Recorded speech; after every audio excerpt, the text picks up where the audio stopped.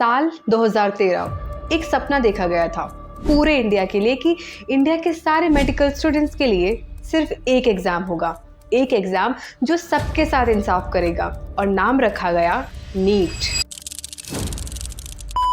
लेकिन किसी ने कभी सोचा भी नहीं था कि अगले 13 साल में यही एग्जाम देश का सबसे बड़ा विवाद बन जाएगा, 3 बार कोर्ट जाएगा, लाखों स्टूडेंट्स की नींद उड़ाएगा, यहाँ तक कि एक कैबिनेट मिनिस्टर की कुर्सी तक हिला देगा।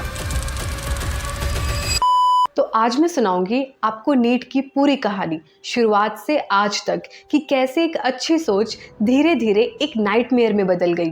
तो चलो शुरू करते हैं। There has been brutal violence carried out by the goons of the CJP. तो कहानी शुरू होती है 2010 में। उस वक्त हर मेडिकल कॉलेज अपना एक अलग एंट्रेंस एग्जाम लेता था। एक स्टूडेंट को 15-20 अलग एग्जाम देने पड़ते थे, अलग फीस, अलग सिलेबस और अलग शहर। इसमें अमीर परिवार तो एडजस्ट कर लेते थे, लेकिन इसमें गरीब और मिडिल क्लास स्टूडेंट्स पिस जाते थे। और इस पूरे प्रॉब्लम को खत्म करने के लिए मेडिकल काउंसिल ऑफ इंडिया एक आइडिया लेकर आई, एक देश एक एग्जाम। और 5 मई 2013 को पहली बार नीट कंडक्ट हुआ और लोगों ने कहा, वाह, अब तो इंसाफ होगा। वाह वाह वाह वाह वाह वाह। लेकिन ये खुशी ज्यादा दिन नहीं टिकी और इसका सबसे पहला झटका तब लगा जब खुद कोर्ट ने ही इसे रोक दिया। और सिर्फ 2 महीने बाद 18 जुलाई 2013 को कोर्ट ने एक जबरदस्त फैसला सुनाया। कोर्ट ने नीट को रेड कर दिया। कोर्ट ने कहा कि एमसीए के पास पूरे देश पे एक एग्जाम थोपने की अथॉरिटी ही नहीं है। सपना टूट गया। नीट आया भी तो गया भी। अगले 2 साल 2014 और 2015 पुराना एग्जाम AIPMPT वापस आ गया और ये वही दौर था जब पहली बार पेपर लीक का भूत दिखा। 2015 में AIPMPT का आंसर की व्हाट्सएप पे 10 स्टेट्स पे वायरल हो गया। कोर्ट को पूरा एग्जाम दोबारा से कंडक्ट करना पड़ा, लेकिन ये पहला इशारा था जब हमें ये पता लगा कि पूरे सिस्टम में कहीं बहुत बड़ी दरार है। और फिर आया 2016, एक नया ट्विस्ट। वही कोर्ट 5 नए जज और बेंच के साथ 11 अप्रैल 2016 को नीट का एग्जाम कंफर्म कर दिया और इस बार इसे पक्का कर दिया। MBBS और BDS के लिए नीट ही एकमात्र एग्जाम होगा, अब चाहे वो गवर्नमेंट हो या प्राइवेट हो। अब जानते हैं नीट का राज और किस तरह से NTA आया। 2016 के बाद नीट ने पूरे देश पे राज किया।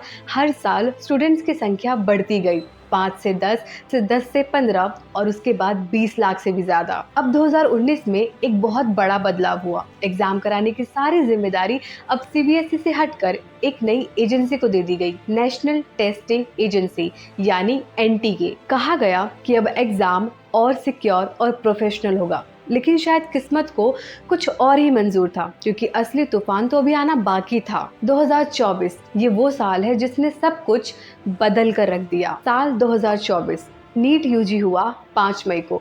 लगभग 23 लाख से ज्यादा स्टूडेंट्स ने इस एग्जाम को दिया था और फिर जो हुआ उसने इस पूरे देश को हिला कर रख दिया। रिजल्ट आया और सबकी आंखें खुली की खुली रह गई। 67 स्टूडेंट्स ने परफेक्ट 720 में से 720 स्कोर किया। यहाँ तक कि कुछ स्टूडेंट्स ने 718 और 719 मार्क्स किया, जो कि नीट के मार्किंग सिस्टम में गणित के हिसाब से पॉसिबल ही नहीं थे। सबको शक हुआ और सच्चाई बाहर आई।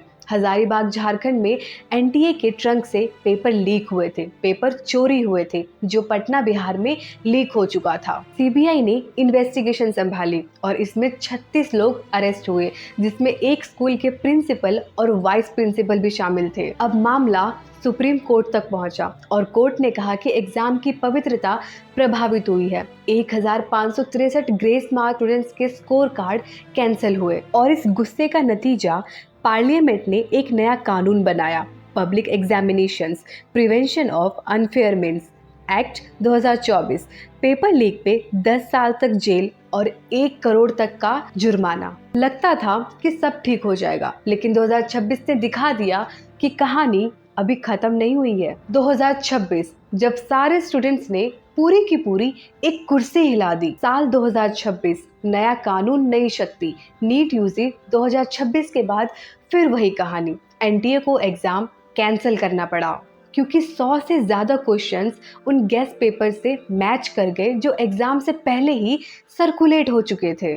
लेकिन अब स्टूडेंट्स का सब्र टूट चुका था। पहले जैसे चुपचाप सह लेते थे, लेकिन इस बार नहीं। इस बार एक नया मूवमेंट खड़ा हुआ, कॉकरोच जनता पार्टी, जिसमें लाखों स्टूडेंट्स दिल्ली के जंतर मंतर पे हफ्तों भर धरने पे बैठे रहे। एक्टिविस्ट सोनम वांगचुक सर ने भूख हड़ताल, हंगर स्ट्राइक शुरू कर दी। बीच में री नीट 21 जून 2026 को हुआ। 16 जुलाई को रिजल्ट आया, लेकिन स्टूडेंट्स की एक ही डिमांड थी, जो जिम्मेदार है उसका इस्तीफा चाहिए। और फिर 25 जुलाई 2026 वो हुआ जो पहले कभी नहीं हुआ था। एजुकेशन मिनिस्टर धर्मेंद्र प्रधान को रिजाइन देना पड़ा। एक एग्जाम जो 2013 में इंसाफ के लिए बना था, वो 2026 में इतना बड़ा हो गया कि उसने एक एजुकेशन मिनिस्टर की कुर्सी तक हिला दी। तो ये थी नीट की पूरी कहानी। एक अच्छी सोच जो बार बार हमारी लापरवाही और भ्रष्टाचार की वजह से टूटी। लेकिन इस कहानी में एक उम्मीद भी है। 2013 में